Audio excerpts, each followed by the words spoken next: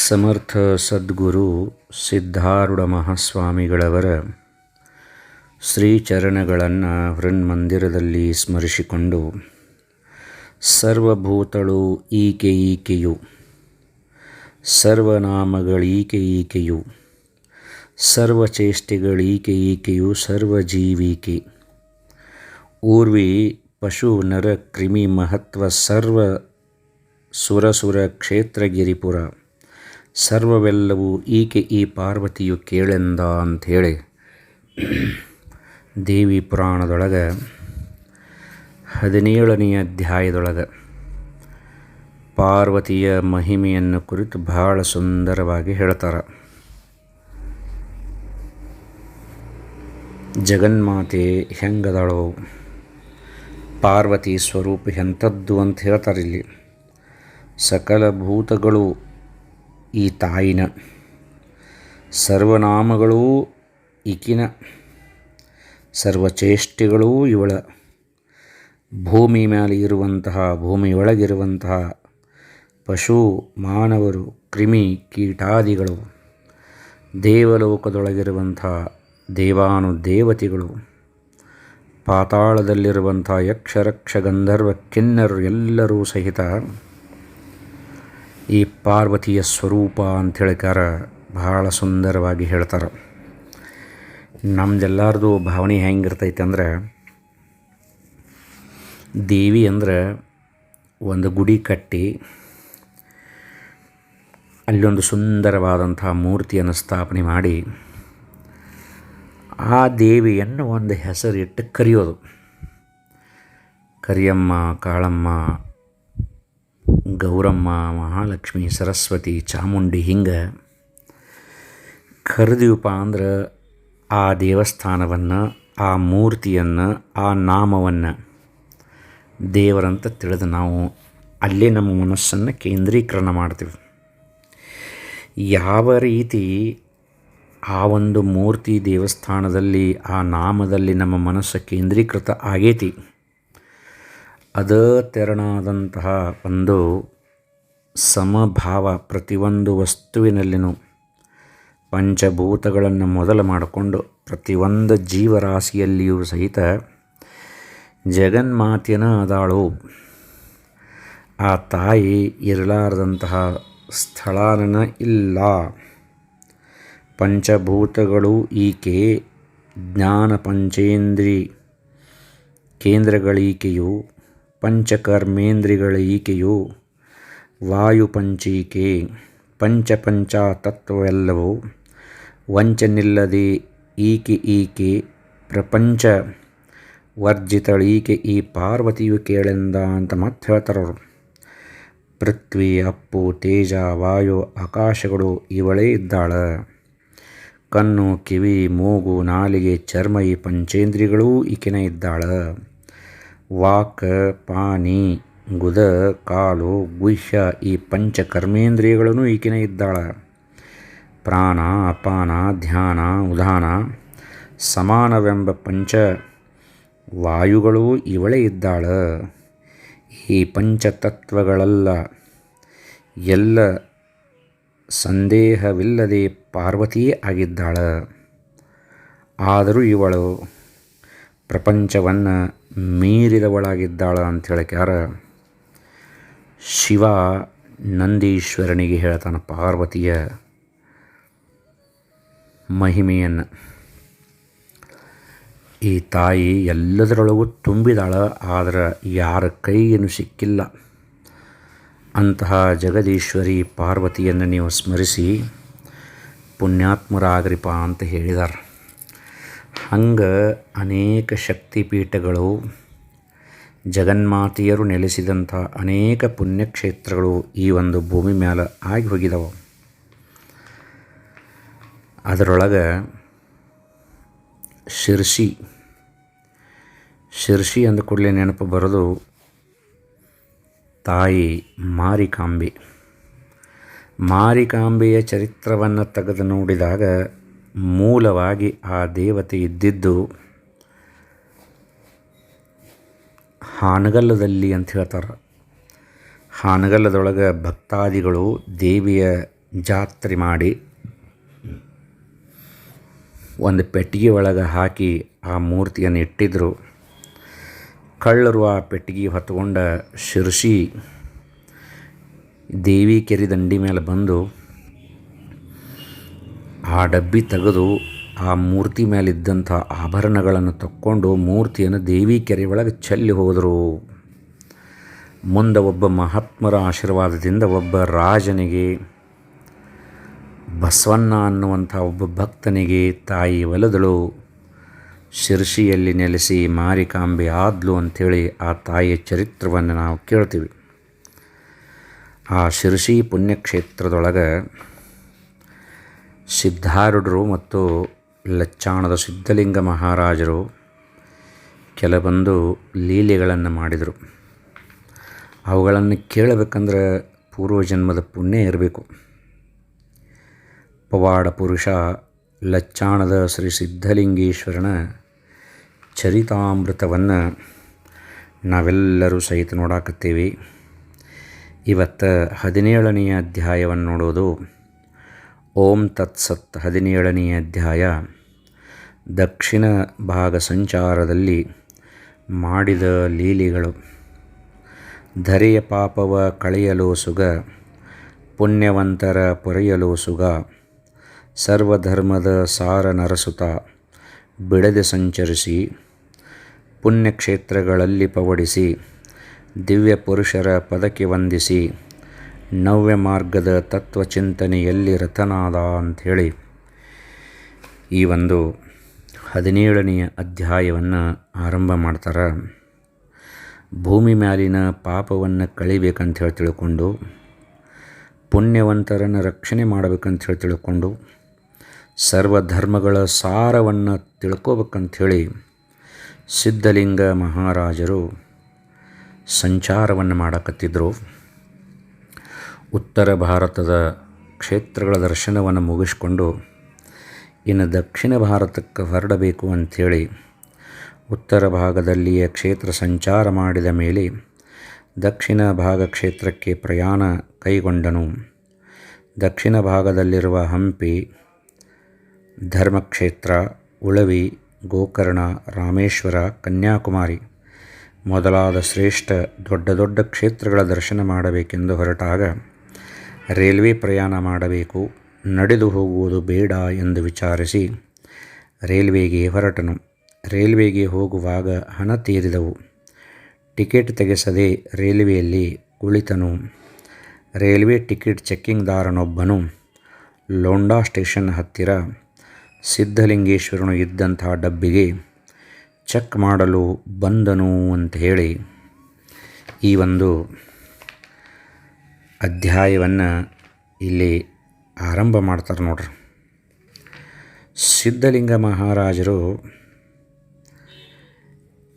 ಎಲ್ಲ ಕಡೆನೂ ಉತ್ತರ ಭಾರತ ಸಂಚಾರ ಮುಗಿಸಿ ದಕ್ಷಿಣ ಭಾರತದ ಒಂದು ಸಂಚಾರವನ್ನು ಮಾಡಬೇಕು ಅಂಥೇಳಿ ಮನಸ್ಸಿನೊಳಗೆ ಸಂಕಲ್ಪ ಮಾಡಿದರು. ಸಂಕಲ್ಪ ಮಾಡಿ ಮತ್ತೆ ವಿಚಾರ ಮಾಡ್ತಾರೆ ಏನಂದ್ರೆ, ಕಾಲ್ನಡಿಗೆಯಿಂದ ಹೋಗೋದು ಬೇಡ, ರೈಲ್ವೆ ಮುಖಾಂತರ ಹೋಗ್ಬೇಕಂಥೇಳಿ ವಿಜಯಪುರದಿಂದ ಅವರು ಏನು ಮಾಡ್ತಾರಂದ್ರೆ ರೈಲ್ವೆ ಪ್ರಯಾಣ ಆರಂಭ ಮಾಡ್ತಾರೆ.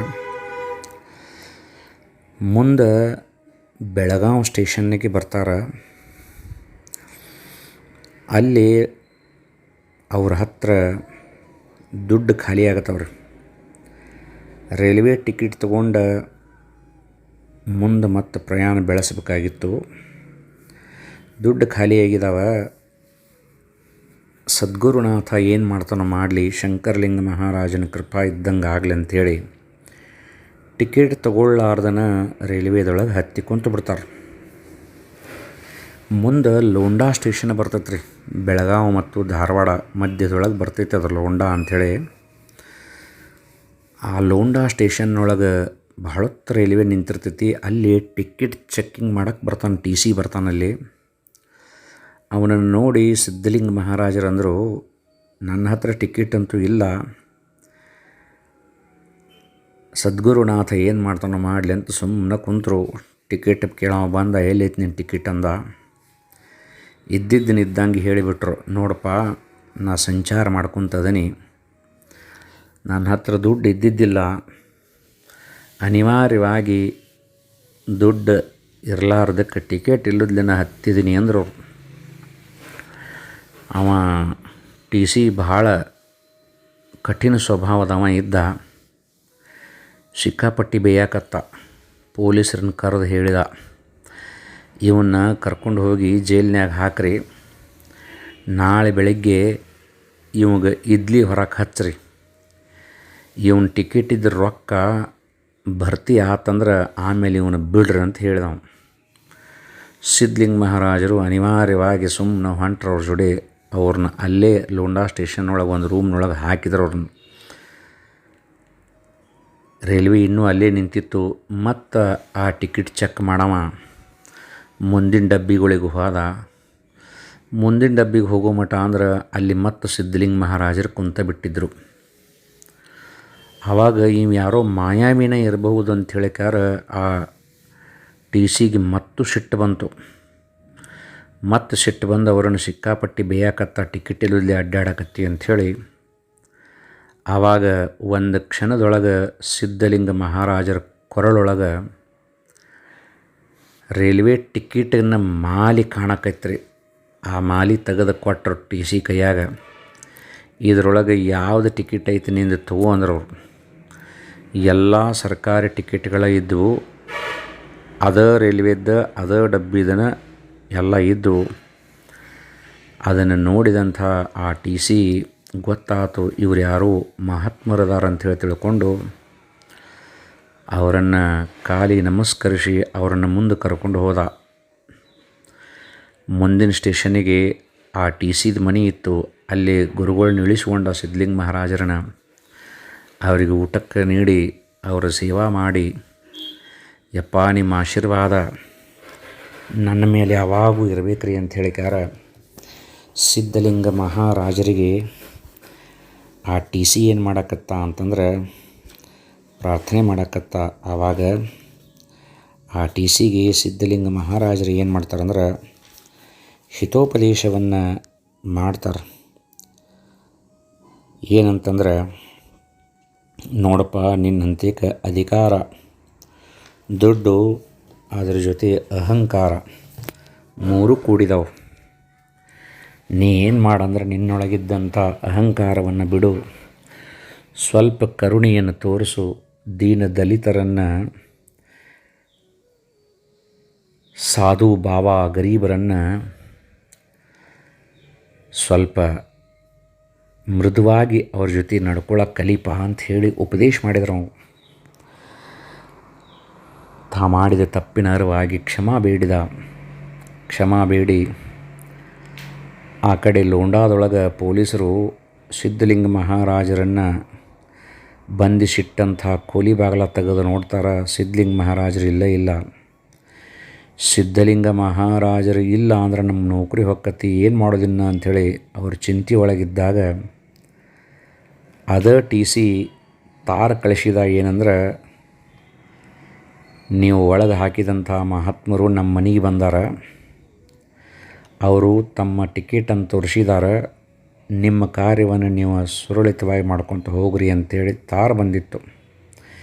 ಹಿಂಗೆ ಅಷ್ಟಮಹಾಸಿದ್ಧಿಗಳನ್ನು ವಶೀಕರಣ ಮಾಡಿಕೊಂಡಿದ್ದಂತಹ ಲಚ್ಚಾಣದ ಸಿದ್ಧಲಿಂಗ ಮಹಾರಾಜರು ಸುಂದರವಾದಂಥ ಮಹಿಮೆಯನ್ನು ಆ ಲೋಂಡಾದೊಳಗೆ ಮಾಡಿದರು. ಅಲ್ಲಿಂದ ಸಿದ್ಧಲಿಂಗ ಮಹಾರಾಜರು ಏನು ಮಾಡಿದ್ರು ಅಂದ್ರೆ ಶಿರಸಿಗೆ ಬಂದರು.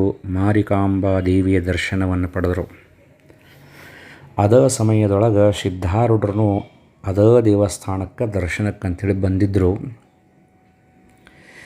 ಇಬ್ಬರು ಎದರ ಬದರ ಕಟ್ಟಿ ಮೇಲೆ ಕುಂತರು. ಸಿದ್ಧಾರೂಢರ ಕಣ್ಣೊಳಗೆ ಸಿದ್ಧಲಿಂಗ ಮಹಾರಾಜರ ದೃಷ್ಟಿ ಐತಿ, ಸಿದ್ಧಲಿಂಗ ಮಹಾರಾಜರ ಕಣ್ಣೊಳಗೆ ಸಿದ್ಧಾರೂಢರ ದೃಷ್ಟಿ ಐತಿ. ಅವರಿಬ್ಬರು ಕುಂತಿದ್ದನ್ನು ನೋಡಿ ಅಲ್ಲಿ ಜನ ಮಾತಾಡ್ತಿದ್ರು, ಇವರೇನು ಹುಚ್ಚರದಾರೋ ಏನು ಜ್ಞಾನಿಗಳದಾರೋ ಹಿಂಗ್ಯಾಕೆ ಕುಂತಾರಂತೇಳಿ.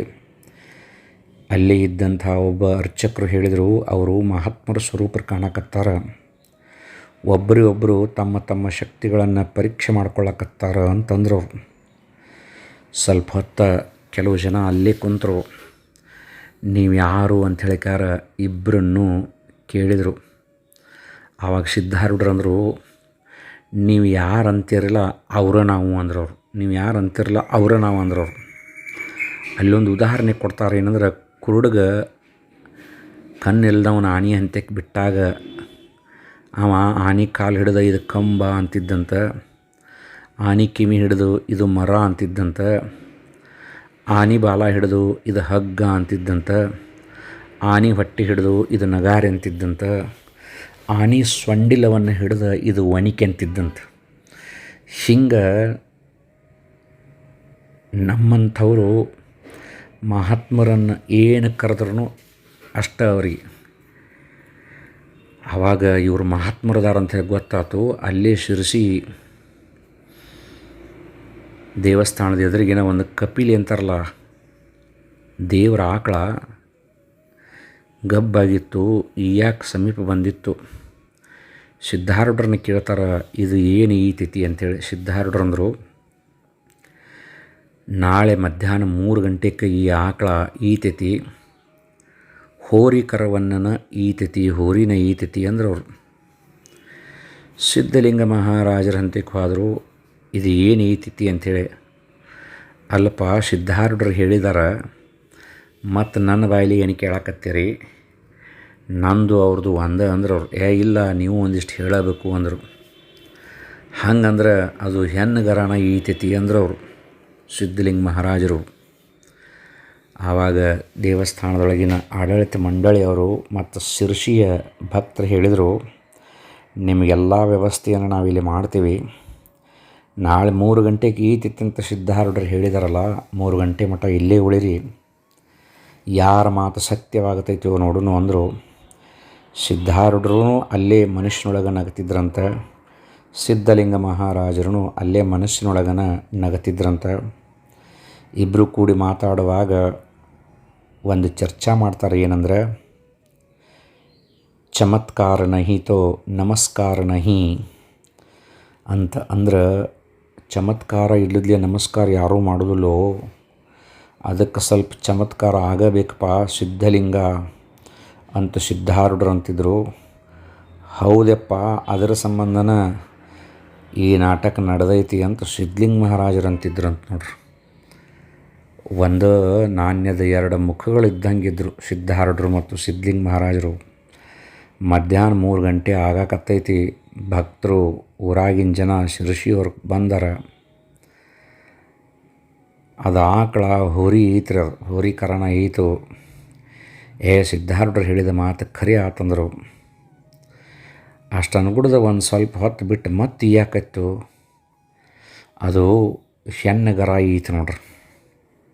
ಆವಾಗ ಸಿದ್ಧಲಿಂಗ ಮಹಾರಾಜರ ಮಾತನೂ ಸತ್ಯವಾಯಿತು ಅಂಥೇಳಿ ಇವರಿಬ್ಬರೂ ಮಹಾತ್ಮರದಾರ.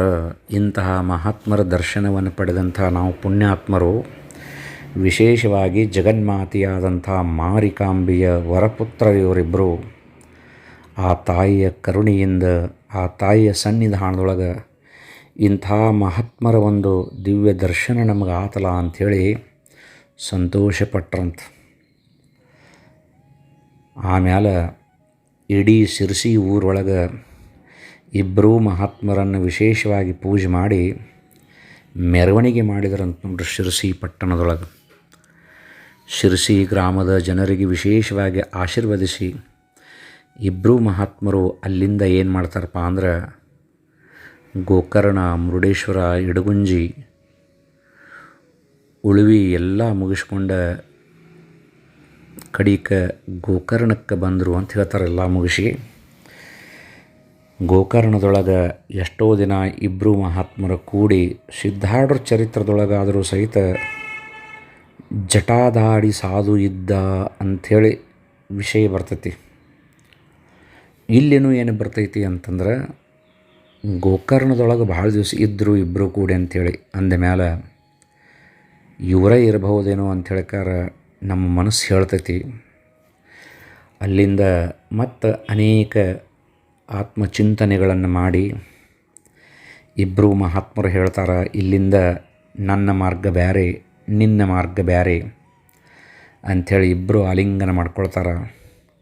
ಸಿದ್ಧಾರೂಢರಂದರು, ಮತ್ತು ನಮ್ಮದು ನಿಮ್ಮದು ಯಾವಾಗ ಭೇಟಿ ಅಂದರು.